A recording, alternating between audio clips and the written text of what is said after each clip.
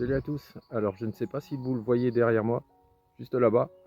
C'est le château de Louis de Funès. Sa Majesté a bien reçu ma lettre anonyme. Donc, autrement dit, le château de Clermont. Allez, je vous montre un petit peu à quoi il ressemble. Dis-moi que ce n'est pas vrai! Si, je peux te garantir que j'y suis et je vais leur montrer ton très beau château. C'est différent. Non, t'inquiète, c'est vraiment rien, c'est même un plaisir. J'étais à ce moment-là près de Nantes et donc j'ai pu en profiter pour découvrir ton château. C'est ignoble chez vous. Comment peut-on vivre dans un courbi pareil? Non, par contre là je suis pas d'accord, t'exagères un petit peu. C'est un très beau château et de nos jours maintenant, il y a environ 40 lots divisés en appartements et en studios pour environ une centaine de personnes qui y vivent. Donc non, c'est un très grand château et il est très beau. D'accord. Et merci d'ailleurs à mon père qui m'a montré tous ces films. Pour la petite histoire, moi j'étais même pas encore né quand il les produisait. Mais bon, je les connais tous. L'aile ou la cuisse, tous les gendarmes, Fantomas, C'est sûr que c'est un coup de fantomas. Rabbi Jacob, la soupe aux choux, qui est un de mes préférés d'ailleurs. Le canon, faut comprendre aussi que c'est pas seulement du pinard, mais que c'est de l'amitié. Bien sûr, la grande vadrouille. Ils peuvent me tuer, je parlerai pas. Mais moi non plus, ils peuvent vous tuer, je ne parlerai pas! Je savais qu'on pouvait compter sur vous. Enfin bref, j'ai adoré Louis de Funès. Mais au fait, Louis, tu l'as eu comment ton château? C'est normal. Les pauvres, c'est fait pour être très pauvres et les riches très riches. Oui, après, c'est pas exactement ça que je voulais savoir. Donc De Funès était tombé sous le charme du château de Clermont au Cellier, qui était propriété de la famille de sa femme, héritière des Maupassant.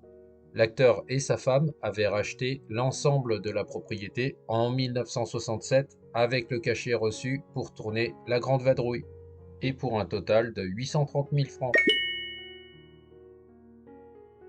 De nos jours, et à côté donc du château, vous avez les ateliers du château.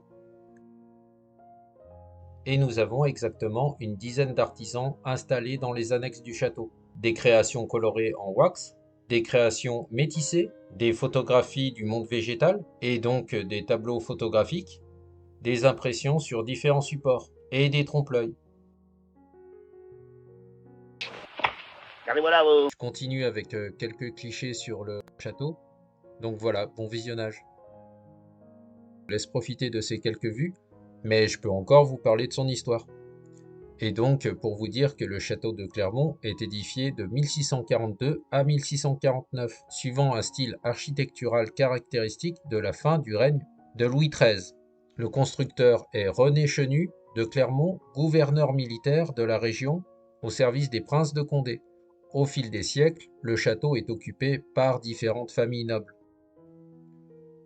Le comte Léo de Maupassant y habite à partir de 1860.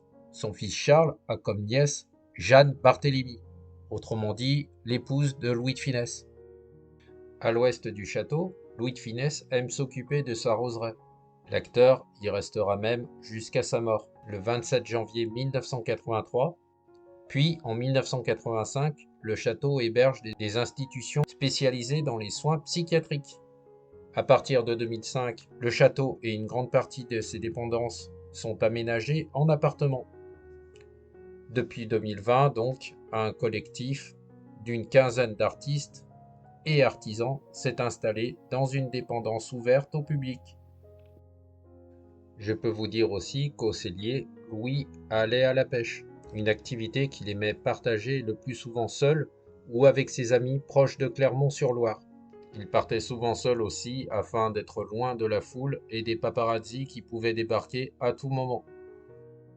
Pour en revenir à Louis de Funès, donc de son patrimoine complet Louis de Funès de Galarza, il est né à Coublevoie le 31 juillet 1914.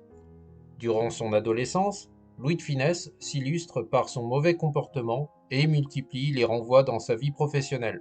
Ce n'est qu'à l'aube de ses 30 ans que le Français décide de se lancer dans une carrière de comédien. Après un bref passage par le Cours Simon, Louis de Funès enchaîne les petites apparitions au théâtre, jusqu'à son éclosion dans les années 1950. En 1953, Louis de Funès fait une première rencontre avec le succès grâce à la pièce « Ah, les belles bandes ». Mais c'est grâce au cinéma et au film La Traversée de Paris, sorti en 1956, que l'acteur façonne son personnage. Au fil des années, Louis de Funès s'érige comme l'un des comiques les plus célèbres du cinéma français. Mais un face-à-face, d'accord, mais moi tout seul. Bah oui, mais... N'en peignez pas, là, il n'y a rien à peigner. Mademoiselle, il faut tout, il faut des héros, il faut des bistrots. Je t'aurai, Fantomas, je t'aurai. Voilà, je lui devais, et on lui doit tous, des grands moments cinématographiques qui nous ont fait hurler de rire. Avec Pouic Pouic en 1963, Le Gendarme de Saint-Tropez en 1964, La Grande Vadrouille en 1966, Il n'y a pas d'hélice, hélas. C'est là qu'est l'os. ou encore La Soupe aux choux en 1981. Tiens, ça c'est de la soupe aux choux. De la vraie, faite avec mes choux à moi. Une variété de printemps, le bacalan hâtif. Il est réputé pour son personnage impulsif et râleur. Louis de Funès est en fait un grand séducteur dans la vie privée.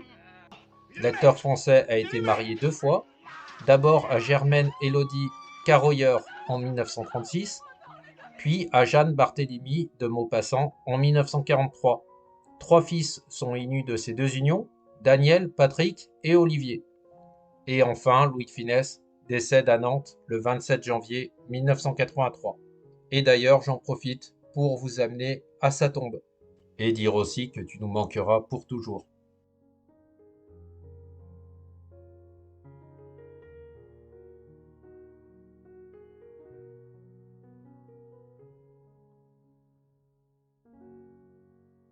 Ah, maintenant, elle va marcher beaucoup moins bien, forcément.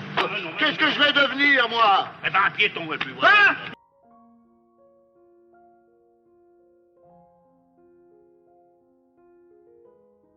Voilà, il est le moment de se quitter. Donc, si jamais mon contenu vous a plu, je fais tout type d'exploration et les partage avec vous. Et bien sûr, abonnez-vous, mais uniquement si mon contenu vous plaît. Et peut-être à bientôt. Prenez soin de vous.